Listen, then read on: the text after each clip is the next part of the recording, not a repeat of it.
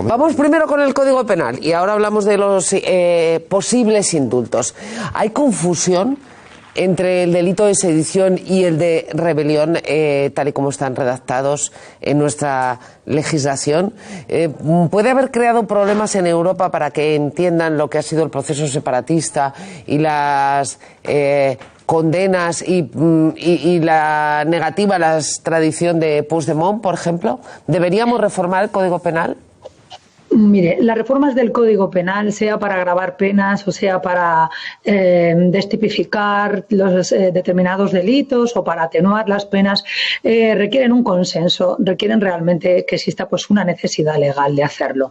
Creo que el Tribunal Supremo, la Sala Segunda, cuando enjuició estos hechos, delimitó claramente y dijo que no existía rebelión, sino que existía sedición. No entiendo que exista una necesidad social ni un clamor popular por modificar el Código Penal en este sentido. Creo que si a alguien le puede o no interesar, realmente me temo que son los que están en prisión ahora mismo.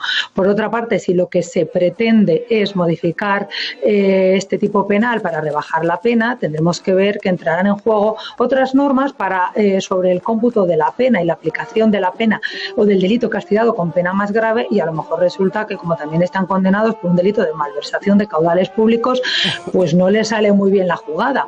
Salvo que pensemos que luego... que si cambian el delito de sedición y podrían verse beneficiados con menos años, al final en el saldo de la bolsa de delitos por los que están condenados, ¿tendrían que estar más tiempo en la cárcel? Tendríamos que ver en qué penas queda, pero no olvidemos que se entendió que existía un concurso medial de la malversación para el delito de sedición. Por otra parte, pensar que en Europa no nos han entendido, porque en Europa nos han entendido perfectamente, y cada vez que el separatismo catalán ha ido a Europa con este tema, creo que se han encontrado, por suerte para el resto de europeos, también para nosotros que confiamos en el Estado de Derecho, con un muro.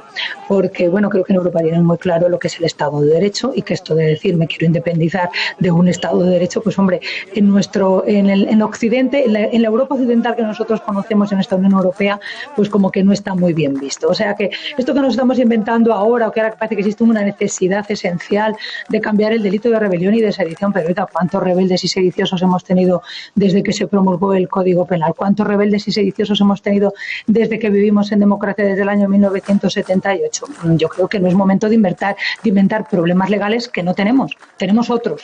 Es decir, que tenemos otras cosas más urgentes y más importantes y más necesarias que hacer que andar revisando el Código Penal. Llegó a esa conclusión después de escucharla.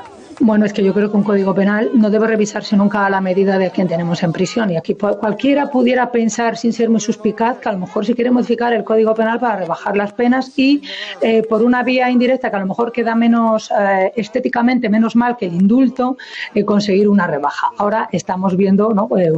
Ayer nos dijo el ministro que tenemos que ver con naturalidad el indulto. Pues con naturalidad lo vemos. Ahora somos todos naturales y sostenibles, pues entonces tendremos que verlo con naturalidad. Ya, lo que pasa que las penas que están cumpliendo, así a simple vista, parecen, y lo voy a poner entre comillas, livianas, porque yo creo que una hora en la cárcel ya es un castigo muy serio. 1 minuto de privación de libertad, si me apura. Pero es verdad que lo vemos entrar y salir como Pedro por su casa. Oriol Junqueras estuvo el otro día en el Parlamento, ayer en la toma de posesión. Es decir, que después la gestión penitenciaria les permite una libertad de movimientos que no tienen otros presos, a pesar de estar condenados por un delito muy grave como es el de sedición o el de malversación. No sé si esto a los jueces les parece que de alguna manera le están haciendo... se están tomando la sentencia de forma muy laxa. Bueno, digamos que en el proceso de ejecución de esta sentencia, y en cuanto es competencia autonómica como competencia administrativa la gestión de esta política penitenciaria, el tribunal sentenciador ya ha dicho lo que tenía que decir cuando se anticipó el 3er grado y de nuevo están en el 2º grado, que permite estas salidas. Realmente parece que choca, o que para los que creemos en el Estado de Derecho, ver que en pleno proceso electoral en Cataluña disfrutaban de unos permisos que les permitía asistir a mítines, incluso incluso cuando el resto de ciudadanos no permanecíamos casi, no digo encerrados, pero sí con cautela saliendo porque en la situación de pandemia en la que nos encontrábamos. Pues hombre, la verdad es que te puede chocar al ciudadano medio decir, bueno, ¿cómo es posible que unas personas condenadas por unos delitos de tal gravedad que atentan contra el orden constitucional pueden estar paseándose por las calles y además haciendo mítines que en definitiva están amparando lo mismo por lo que están en prisión, ¿no? Imagínense ustedes que un delincuente condenado por un delito contra la libertad sexual saliera en una manifestación apoyando los delitos contra la libertad sexual. Pues esto que es una auténtica barbaridad, lo hemos estado viendo con los presos del Procés.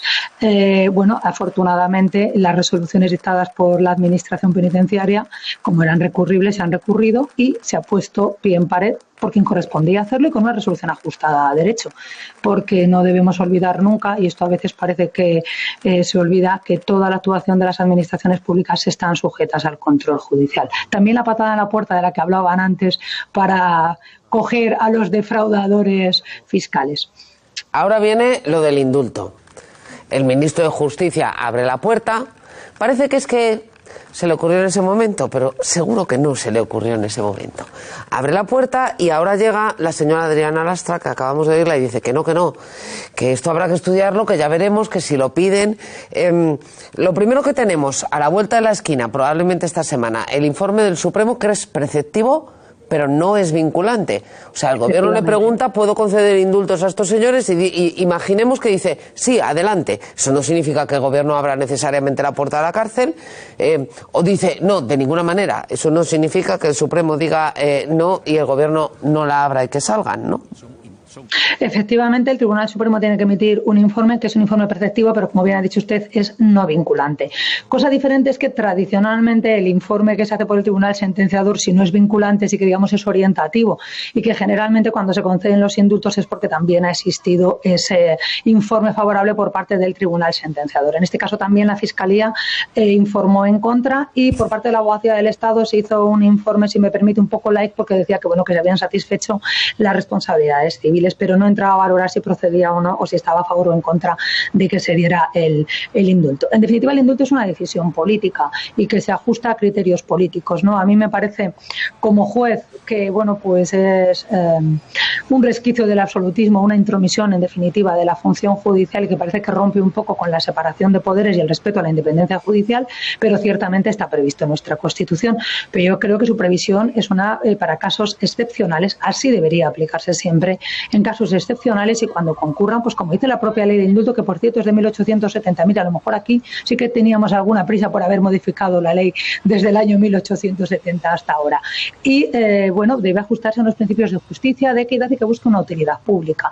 Tendremos que ver aquí qué utilidad pública, qué justicia y qué equidad se pretende si es que efectivamente se produce este indulto. Pero yo cuando pienso en el indulto, pues siempre pienso en esos puestos que ustedes sacan en las noticias, pues de aquella persona que a lo mejor hace 10 años entró, pues a lo mejor por una situación de drogodependencia o por la edad que tenía, que a lo mejor era más inconsciente y ha entrado y ha robado en un establecimiento, en una gasolinera, y por más que haya cometido un delito, quizá 20 años después o 10 años después se ha rehabilitado, y pretender su entrada en prisión puede tener unos efectos más perniciosos para su desarrollo como persona y en su ámbito familiar también, que incumplimiento de la pena. Yo entiendo que el indulto está para aquellas situaciones en las que la aplicación de la norma puede resultar injusta, pero me temo, a mi título particular, a mi juicio particular, que en este caso estaríamos hablando de un indulto por motivos políticos que todos conocemos. Pero bueno, en definitiva, el indulto es una decisión política que, no olvidemos, está sometida también al control jurisdiccional por la Sala Tercera como acto administrativo que es.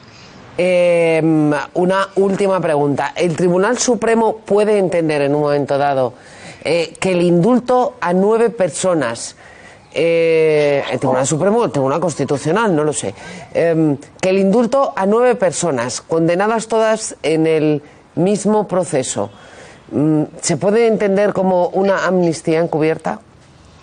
Que es inconstitucional, porque la ley no permite las amnistías, pero si tú te coges a todos los condenados en un mismo proceso, que son estos 9, y les dices uno tras otro indultados, ¿no es una amnistía encubierta?